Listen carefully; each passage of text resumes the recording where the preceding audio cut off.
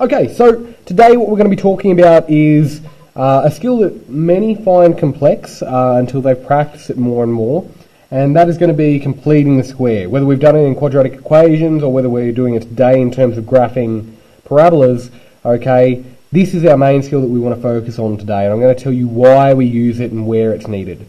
Okay, basically when we're graphing parabolas, okay, anything in the form y equals ax squared plus bx plus c, okay, it's not as easy to tell where the vertex is straight away when it's in this form. However, we can use completing the square as a tool in our toolbox to essentially manipulate our equation that looks like this and turn it into the vertex form, where we can really easily identify what the value of the vertex is. And the value of the vertex in this form, which I've told you about before, okay, is the opposite of the in the bracket term, which is k, right? And it's the same as the bracket on the letter on the outside, which is h. So just to give you a bit of an idea, the vertex, the coordinates are at k and h. In the bracket determines the x coordinate, outside of the bracket determines the y coordinate, right? So that is our vertex, and that's why we want to have a bit of a play around with this to get it into vertex form so we can use that skill. And that's what the video is going to be focused on today. So let's get stuck into it. Okay, our question is complete the square to find the coordinates of the vertex and find the axis intercepts. So there's a couple of things that we're going to be doing. So the first question that I want to focus on is this equation here, y equals x squared plus 4x. Okay, so in this particular question we've got four things that we need to consider. Okay, we need to consider the coordinates of the vertex, and we need to consider the x-intercepts, the y-intercepts, and whether it's a happy face or a frowny face. Okay, so I just want you to understand exactly what we're doing here. Let's start off with finding the coordinates of the vertex. Okay, we'll start off there. To find the coordinates of the vertex, it asks us to use completing the square. So, to complete the square, I'm just going to separate my work a little bit so you can understand what we're going to be doing here. What we need to do is we need to make this x squared plus 4x into a perfect square. Now remember, I told you to make that a perfect square, what we needed to do is we needed to add half of the coefficient of the x term squared. So the coefficient of x is 4, right? We halve it, so we divide by 2, squared. Well, 4 divided by 2, well, what's that equal to? Well, we know 4 divided by 2 is equal to 2 squared. And what we do to complete this square here is that we add this to this term here, right? So we complete the square. So I'm just going to revisit exactly what I've just done. I've halved the coefficient of x, and I'm about to add it to it squared. Okay? However, now that I've done that, my equation is no longer the same. The stuff in red is something that we've added new. So our x squared plus 4x has now changed because we've added this 2 squared on. What we need to do now, because we've added 2 squared on, to keep everything the same, we also have to take it away. So we're going to minus 2 squared as well. Okay, now remember, the reason why we can do this is because that's just equal to 0. Okay, we haven't modified this original equation whatsoever at the moment.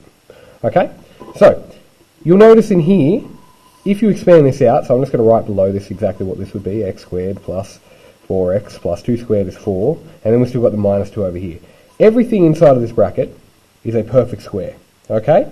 And that is what we wanted. We wanted to complete the square. So if we come down a line, y equals, okay? What's going to go in this? Remember, when we complete the square, we have something looking like x and a number in here, all squared, and then we'll deal with this thing left over here. What goes in this bracket is determined by the same sign as what's attached to the positive 4. We've talked about this, so it's a plus.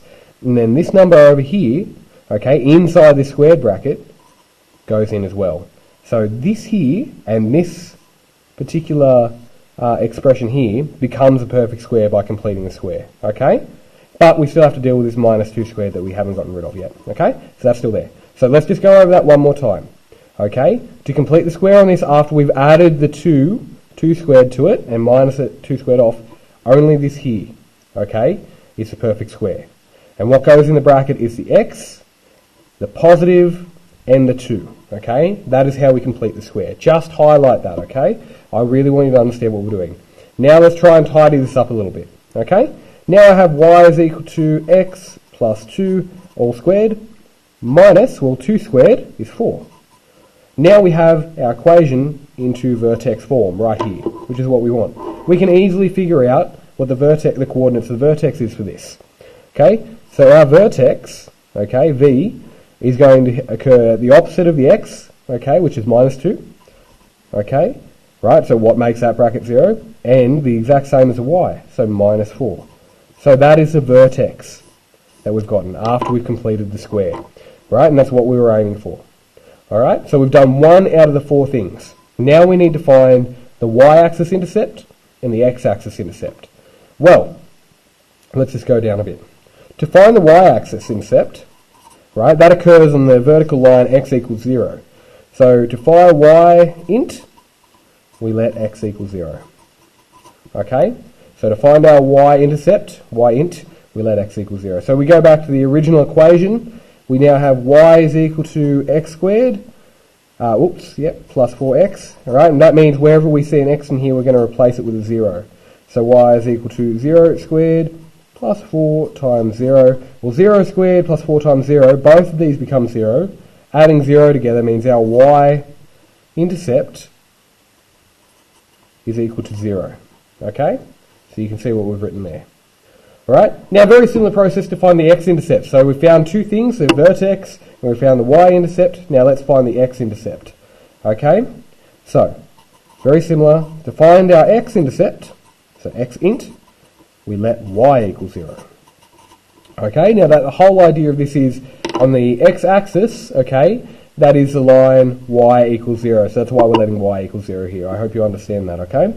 So now we're letting y equal 0 in our original equation. We now have x squared plus 4x is equal to 0. Now, this is a quadratic equation. Whenever you're solving quadratic equations, you should look to see if you can simplify and factorize. Okay? I can't simplify this anymore. However, I can factorize. They have a common factor of x. So, let's factorize. I now have x at the front of. I'll just move this up so you can see what we're doing. X at the front of. If I take x out of this, I'm left with an x here, plus 4 inside the bracket. We can now use the Null Factor Law that tells us x equals 0 or x plus 4 equals 0. So we have, if we solve this x plus 4 equal to 0, we end up with x equals -4. So our x-intercepts, okay, are 0 and -4. So x-intercepts, y-intercept, okay, we'll just go up a little bit, and our vertex. Now I said there was 4 things. So the last thing that you need to determine about this parabola is whether it faces up or whether it faces down. And we can tell that it faces up because the x squared, the coefficient out the front of it, is positive. Okay, there's no minus sign there, so it's a happy parabola. Okay, so let's start sketching this out. Okay, so what we've done is we've taken our information, our x-intercepts at -4 and 0, our y-intercepts at 0, the coordinates of our vertex, which is at -2 and -4, okay, and we're going to use this to sketch the graph, okay, which is what we would be wanting to hope for at the end of this question so we can get a visual representation, okay? So, first things first, I'm going to look at the x-intercepts. They occur here at 0, so going along the horizontal line, and over here at -4, okay? So that's the x-intercepts done. We can tick that. The y-intercept, so along the vertical line, the vertical axis, okay, it occurs here at 0. So that's already done for us. We've done that now. Now we want to put in the coordinates of the vertex, which occurs here at -2, -4. So roughly somewhere around here, -2, -4. So I want you to understand this is a sketch. It doesn't have to be a masterpiece, but it does have to be relatively accurate in terms of our information that we're talking about. So now when we sketch this, we need to make sure our parabola goes through all of these lines, all of these dots, I should say, okay? Alright, so that is our parabola, okay? So we want to try and make it as neat as possible. Alright, and mine isn't very good, I will be honest, okay, but that is what our parabola looks like. We want to try and make it as accurate as possible. Okay, so this becomes y equals x squared plus 4x. You should always label your graphs. So that is all we've done to draw the parabola, because remember, right, when we went through it, I didn't mention, but we did say that the parabola was a happy face, it was facing up, which makes sense because it has to go through these 3 points. Okay, so that's the first of our examples. Let's go into a few more. Okay, so for this second example, so again we're going to complete the square to find the coordinates of the vertex. We're going to find each of the x-intercepts, and we're going to determine whether it is a happy face or a frowny face. Okay, and that's what we're going to do with this particular equation here. Okay, so let's start off with completing the square to find the coordinates of this vertex. Okay, this is a parabola in general form. Okay, remember we want to get it to vertex form. Okay, so just over here on the side, to complete the square, we're only really completing the square on this section here. Okay, we're just looking at this section here. Alright, and I'll show you why we're trying to focus on it. But remember, to complete the square, what you're doing, okay, is you're going to halve the coefficient of the x term. You're going to halve 6, so you're going to divide it by 2. Remember, you're going to add on half of the coefficient of x, all squared. Well, half of 6 is 3. So what you're going to add on is going to be 3 squared to both sides. Okay, so just follow me along here. So now we have y is equal to x squared plus 6x plus 3, all squared. Okay? Now what we add on, we also have to take off. Okay? So we also have to minus 3 squared. Okay? And we can't forget about the plus 15. Just remember, we're not modifying our equation here. Okay? Now essentially what we're creating here is this section of our equation here, and this is what we're hoping for, is going to become our perfect square. Okay? That's what we're aiming to do by completing the square here. Alright, so remember, if our perfect square is going to happen, what's going to happen is we're going to end up with an x. It'll be positive, okay, positive because it's positive out the front, okay, and what's going to go in here is the 3, okay, the inside of this bracket squared, okay, and we still have to deal with this minus 3 squared and the positive 15, okay, so just highlight what we did there. To complete this square, every single time we'll have an x, okay, the sign will be the same, okay, and whatever we're adding on inside of this square bracket is what goes inside of the bracket with that x, and we've completed the square there. Now we have to deal with the minus 3 squared, which is minus 9 plus 15, okay, so now we can start to tidy this up a little bit. Okay, so minus 9 plus 15, this whole bracket here is going to stay the same, just as a heads up. Minus 9 plus 15 leaves us with positive 6. And now that we have it into vertex form, what we can do, okay, this is now in vertex form, this is where we wanted to get to by completing the square, we can easily read out the vertex, the coordinates of the vertex here. So our vertex is going to be the opposite of what's in the bracket, because that moves it along the x-axis, so that is minus 3. So the opposite of what's in here. Remember, what makes that bracket 0? Okay, and out here is going to be our y value, so up and down, which is 6. Okay, so that's the coordinates of our vertex here, which is what we're after. Now we've only got a couple of other things to do. We need to find the y-intercept, and we need to find the x-intercept, okay, which we know how to find those. So, to find our y, we let x equal 0. So our equation with 0 in it becomes 0 squared plus 6 times 0 plus 15. So 0 plus 0 plus 15, our y-intercept is going to be equal to positive 15 here. Okay, so that's one thing found. Okay, so now what we're going to do is we want to find our x-intercepts of our parabola, so where it's going to cross the x-axis. So what I'm going to do, and what you should get into a good habit of doing, I didn't do it on the last example, but I'm going to do it on this one, is checking the discriminant. Okay, so checking the discriminant, which is, you've probably seen it looking like this, b squared minus 4ac. Okay, so what this tells us is the number of solutions that we can expect from the x-axis in any parabola. Okay, so in this particular case, if we're checking b squared minus 4ac, okay, our a, b, and c come from our general form of our equation. So if we go back up to our original equation here, our a is equal to 1, alright, our b is equal to 6, and our c is equal to 15. Okay? Alright, so we've covered that before when we've done the quadratic formula. Alright, so this is just straight substitution in. Okay? Our b is 6, so b squared, 6 squared minus 4 times 1a, okay? Alright, and then c is 15. Okay, so 6 squared is 36. Minus 4 times 1 is minus 4. Minus 4 times 15 is minus 60. Okay, 36 minus 60 is minus 24. So you'll notice right away that our discriminant is less than 0. Okay, so our discriminant is less than 0.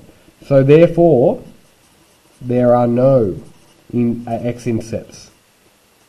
Okay, so it doesn't cross the X-axis. Okay, so we check that. So that's all right, we can work with that. So we've checked. So far, the vertex, the Y-intercept, there's no X-intercepts. Okay, now we need to check whether it's happy or sad, and it's a happy parabola because it's a positive out the front. Okay, so let's get on to graphing this now that we know what we know about it. Okay? Okay, so we've written down our information that we have here for this parabola, okay, based off of what we went solved, okay, and we have the vertex is at -3, 6, Y-intercept is at 15, and we didn't have any X-intercepts because the discriminant was less than 0. So, remember this is a rough sketch, so we want to try and be as accurate as possible, okay, but it doesn't have to be a masterpiece, okay? Remember, make your graphs big, okay, a reasonable size, because you want people to be able to read them, okay? So, the Y-intercept is going to happen somewhere up here at +15, okay? We can look at that just off of our information that we found. So let's put in the coordinates of the vertex. It's at -3, 6, so we go across to -3, okay, and up here to +6. Now this isn't to scale, so -3, 6. Now we know it's a positive parabola, so it's happy, okay, with no X-intercept, so it's going to look like this. Okay. Oops, sorry for going off a little bit. So that is what your parabola is going to look like. I know I've got a little bit of a bend in mine, sorry, I apologise, okay, but try and draw it as accurately as possible, okay, as accurately as possible. Alright, remember it is just a sketch and you're just trying to communicate that you understand what's going on. Okay, so that's how we graph our parabola, using this information, alright? So, just remember, all we did was completed the square to find the vertex, then we found the Y-intercept, and then we tried to determine if there were any X-intercepts. If there were X-intercepts, we could go on a little bit further and find them, okay, but in this particular case there weren't any. Alright? In the next video I'll cover another example or two on how we can play around with them, okay? Slightly harder example where the coefficient isn't even, so we don't really end up with a nice number popping out here, okay? So we'll have a go at that in the next video.